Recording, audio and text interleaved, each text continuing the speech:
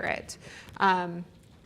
So you want to ensure that everything is completely dry before it gets fired. The reason is the same concept as with pottery, but if you were to put hot or wet pottery into the kiln, pottery would explode. You have bigger pieces. So the silver pieces aren't necessarily going to explode, but that moisture, if there's moisture in the pieces, it needs somewhere to escape.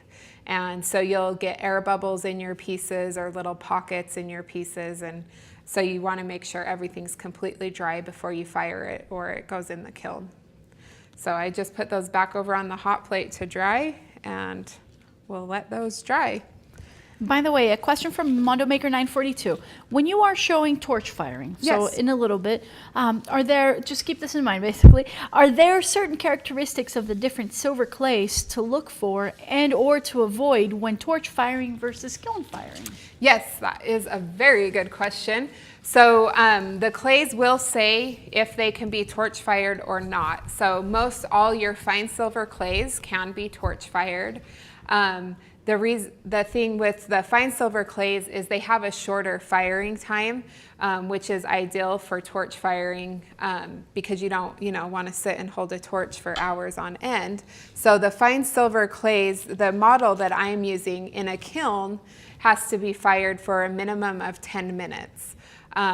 Which is, a really short time. But even with the torch, it's just a minimum of about 1.5 minutes to 5 minutes, depending kind of on how big your piece is and how thick it is. So your sterling silver clays cannot be torch fired because they have to fire for 1.5 hours to 2 hours. So, but each of the clay models and brands will tell you if they can be torch fired or not. So, yep, that's a very good question. So, okay, should we? Yes, yes, we shall. One quick question from Cindy.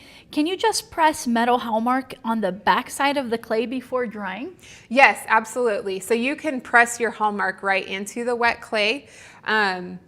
I guess the reason I don't is because if I've spent time making a piece like this, and for one, if it was wet and then I turned it over and pressed my hallmark into it, if I pressed too hard, then I'd have a tendency to remove my texture from the front, or if I didn't like the way my hallmark